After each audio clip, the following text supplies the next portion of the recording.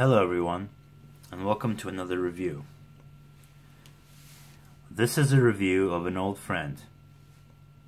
I have had this since May 2013, which was shortly after it was released actually. This is the Schiit Asgard 2, and it is a headphone amplifier. So to answer the basic question, what is a headphone amplifier and who needs it? Basically, a lot of high-end headphones need a headphone amplifier to flesh out the capabilities of the sound that it can produce. That's all I say. Now, what are the unique attributes of this headphone amplifier? Well, let's go and talk about that, shall we? So as you can see, this is a sizable piece of metal, and that is their logo, very nicely etched in there. So this sizable piece of quite heavy metal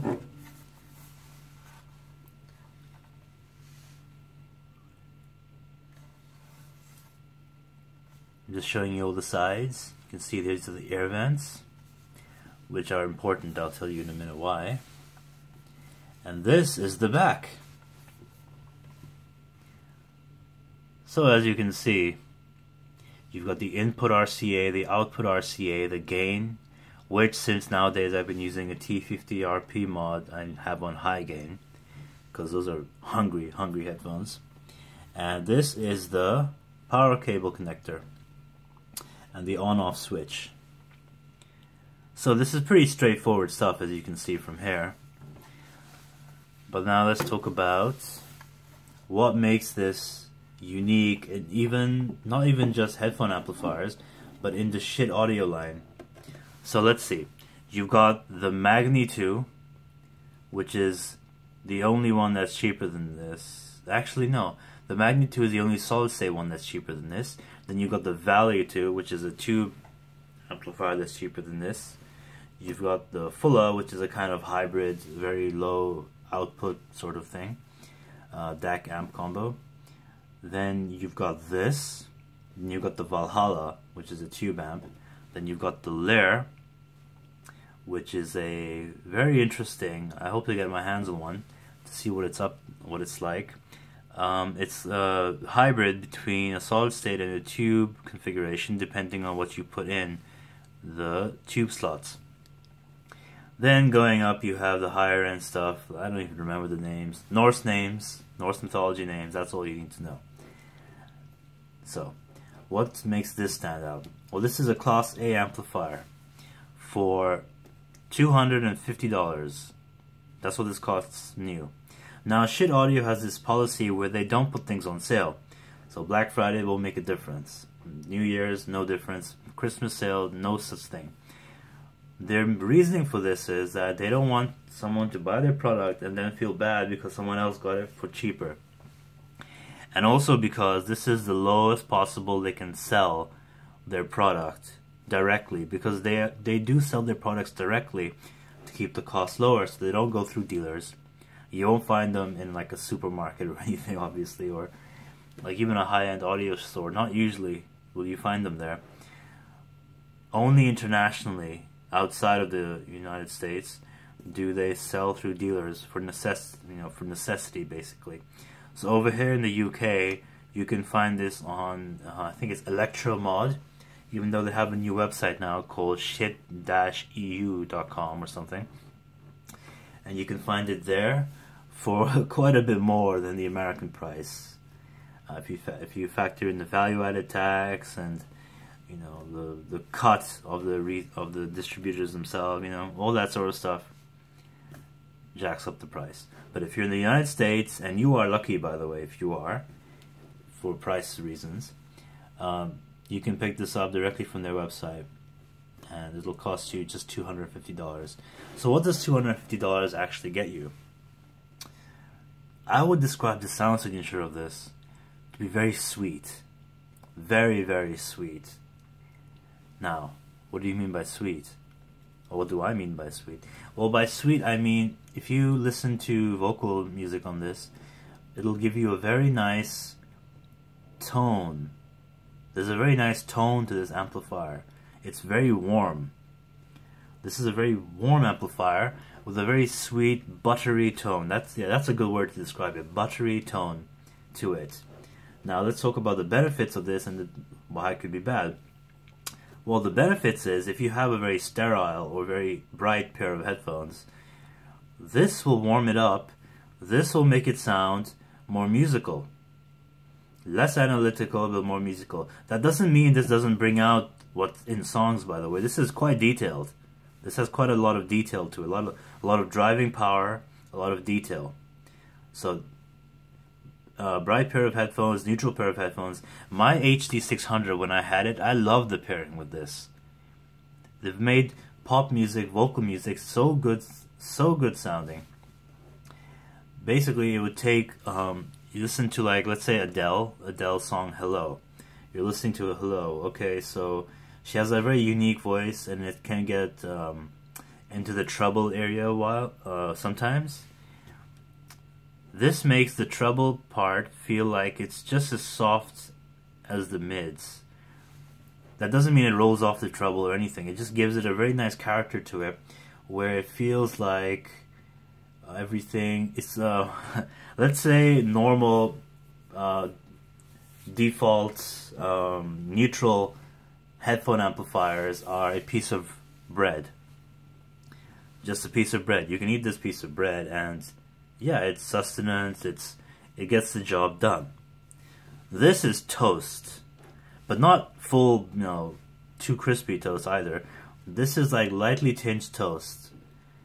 So the toastiness of the vocals, I'm sorry, it's a little ridiculous, I know, but the toastiness of the mids in this are just really, that's why I keep this. I could get a layer, but I would still keep this unless I could reproduce this sound, because it has a very unique sound to it. Let's go back in history a bit. Before I bought this in May 2013, I was using a FIO EO9K headphone amplifier, which has a very, I have to try and remember what kind of sound. It had a very neutral sound. Yeah, that's how I describe it. Quite neutral, a little bright. But when I plugged this in for the first time, I couldn't believe it. I had a Beyerdynamic DT990 600 ohm pair of headphones, which are V-shaped. You got the low end, you got the high end, you got the recessed mids. On the EU9K, those did not sound very good at all. When I plugged this in, however, it was like I bought a brand new pair of headphones. My eyes widened. That was how great this made it sound. It took those sibilant highs and reduced them a little bit to the point where it felt a little more warm, a little more music, a little more easy to listen to. Easy listening. This is an easy listening headphone amplifier. So that doesn't mean it fixed all the problems, obviously, but it lessened them. After that, I didn't even look at the EO9K. I was like, okay, goodbye. I think I gave it to my dad or something. I'm like, here, you take this. I don't need it. So this thing now, the musicality of this is quite high, but the disadvantages of that could be, like, very recently I discovered this. Now I'm going to tell you what happened. I bought a ZMF Vibro Mark 1. For those who don't know, a ZMF Vibro is a Fostex T50RP mod. So I know what you're thinking, like maybe it's too, are you saying that it's orthodynamic? Are you saying it's too hungry for this? No, this drives it just fine. The problem is the sound signature of this clashes quite a bit with the sound signature of that, because those are very warm headphones. Those are very mid-bass centric headphones. I think Zach from ZMF, his second iteration of that, extended the treble and fixed some of that. I wouldn't call it an issue, I'd call it a sound signature. And I couldn't quite use it with this and be happy overall. So for the first time since I've had this for 3 years now almost, I had to get something neutral again. I had to get something transparent, so I bought a Schiit Magni too, and it works just fine with that. I do still sometimes plug it into this, because if you're listening to, let's say, just have music that doesn't get congested, music like not metal, not rock music even, but just choral arrangements, or let's say Michael Jackson. Michael Jackson sounds great on this. Stuff like that. I plug it back in and I miss the sound signature of this. Like I want that, like that really sweet sound that this can produce. I miss that when I use the Magni. The Magni lets the headphones sound like what they should sound like, but this makes the headphones sound like just so, like I just used the example, an old friend. However, I have a Hi-Fi-Man HE400i. Now that is probably, along with the HT600, the best pairing I've heard along with this amplifier. The Hi-Fi-Man HE400i, it's already quite warm. It's not a very cold, analytical sounding headphone. It's not an HD800 or anything like that. But it does have extended treble and extended bass and good mids. This makes them all sound better. It makes the extended treble sound not so sibilant and more musical. It makes the bass, which is already quite low, it gives it a lot more it doesn't give it more punch, but it gives it more of a really spread out, warm sound, like warm feeling, like presence. Not punch. No, punchiness, I would even say that the Magni makes it more punchy. Makes the decay a lot slower. This adds decay.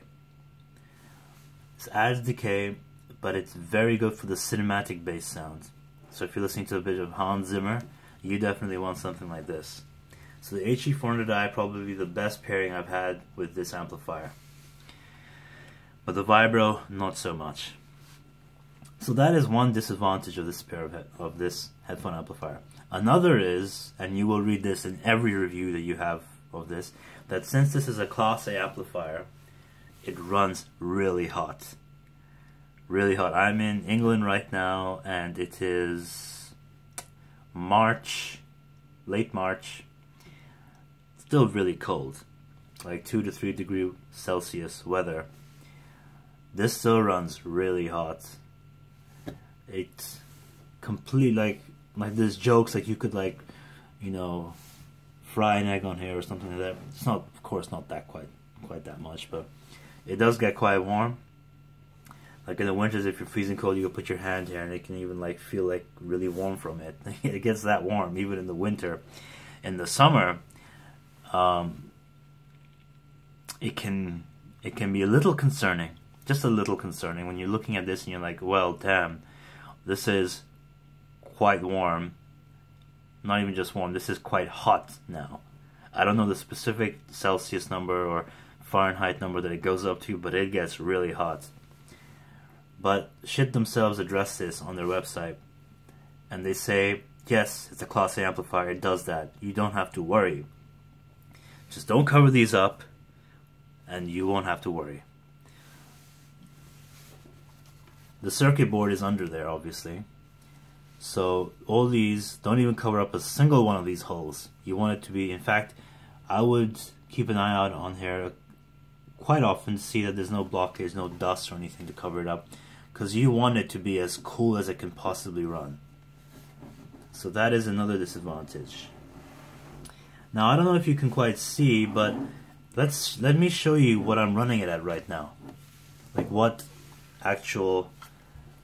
So, you see that little dial?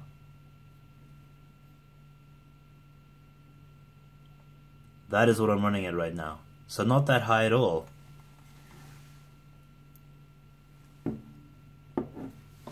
Why is that, you might ask? Well, this doesn't need that much to drive headphones. You just need a little bit. Like I would say even that is quite a little. I'm listening on low volume right now.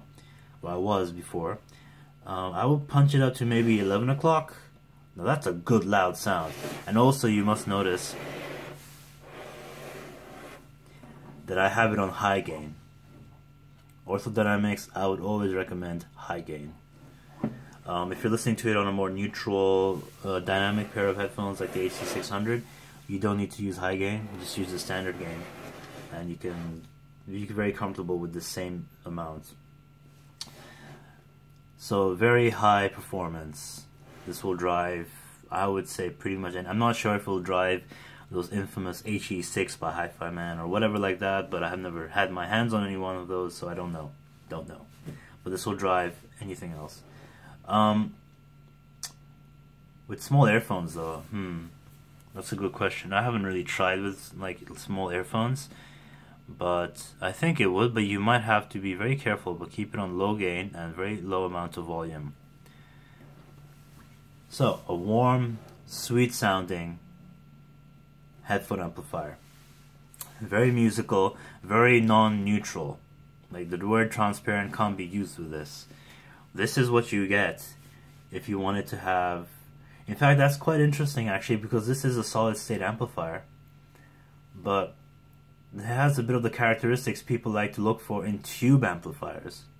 Yes, people get tube amplifiers because they want that so-called harmonic distortion, so they can get that musical sound. They don't want the transparency, they don't want the analytical whatever, they want that very nice, high-powered, very classical sounding sound. This isn't so much classical sounding, but this is quite warm. This is a bit like a tube amplifier in that regard. It does need time to warm up. Ironically, it does need a little time to warm up for the sound to reach its full potential. And the irony there is because it gets quite hot. So if you have it off for a while, turn it on, give it 15-20 minutes to warm up completely, then you can enjoy your music like you should. However,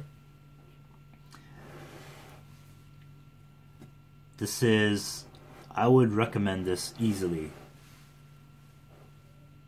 But I would also ask the people what they are listening to, what genres they're listening to. Because even with the Vibro, this brings out the best in some albums actually. Some certain productions sound extremely good with this. Better than the Magni 2, even though the Magni 2 is what brings out the Vibro's own sound. The Vibro sounds better on certain recordings, such as the album Slippery by Wet by Bon Jovi. Sounds better with this. It has a lot more power and a lot more just amazing sound on the guitars. Like the mids, this makes all mids sound better. You could plug a V-shaped headphone into this and it will make the mids sound better. The bass, not so, like I said, more cinematic, more decay, but the mids, definitely better on this. So, would I recommend this over a Lair? I don't know, never tried it. And also the Lair is quite a bit more than this in price. Would I recommend this over a Valhalla? I'm not a huge fan of tube amplifiers, but for certain headphones, like I would say the Orthodynamic HE400i and T50RP mods, I would recommend this. Now it depends on the T50RP mod. If it's more neutral or more like treble spiky, then I would recommend this. If it's more like the ZMF style sound signature, which are more musical, more fun, more bassy, then I would not recommend this. I'd recommend something more neutral, something more like the Lair, I guess. Yeah, I would say the Lair. So, to wrap up, $250 can get you a lot of things. But I've had this for about 3 years now, and I don't regret buying this one bit. Even when the Vibro wasn't gelling as much as I thought it would, I still didn't regret it. I thought, you know what, doesn't matter. In the future, I'll have another pair of headphones that will utilize the sweet sound that this gives me. And even though I'm using the Magni more these days, I still miss this. I plug into this every now and then to hear that sound. It may be a little stuffy sometimes on certain headphones. It may be a little bloated on certain headphones, but the benefits it gives are immense. However, I may be able to use my old friend, so-called, more, because I do have in the mail currently being shipped to me ZMF Omni, which is ZMF's flagship line. This time around, it's going to have more treble extension, a little bit more of an analytical sound, a little more of a neutral sound, and deeper sub bass, and quite a bit of difference from the Vibro. Despite having the same wood, they're both going to be cherry wood. I am hoping, like, I know this sounds quite biased, I'm sorry, but I am hoping that it is bright enough for me to be able to use this and enjoy the sound signature that this gives me. If it isn't, I have to plug it into the Magni and enjoy it for what it is. But one can hope, because the Asgard has over the years impressed me that much with whatever I've thrown at it. Grotto SR80i thrown at this, great sound. DT990 thrown at this, great sound. HC600 thrown at this, great sound. HE400i thrown at this, great sound. Vibro thrown at this, mediocre sound. So Omni, I'm hoping the Omni gives me what I'd like with this. If not, it's okay. It's okay. I will definitely have use for this in the future, so I'm not going to be selling this or anything. So that has been my review of the Schiit Asgard 2. And if you do decide to pick this up, please remember what I've said about the headphone pairing. And I think Schiit has a 14-day return policy and a 15% restocking fee in case you make the supposed wrong choice. I mean, there's no such thing as right and wrong usually with headphone and amp pairings, but if it's not to your liking is what I mean. So you can return it and get most of your money back. So thank you for checking out my review, and I'll be branching out a little bit more in my reviews now that I've done amps, DACs, and headphones. Thinking maybe guitars. Who knows? Maybe I'll review my FIO X1 player next. Yeah, I think I'll do that. So, thank you for watching, and see you next time.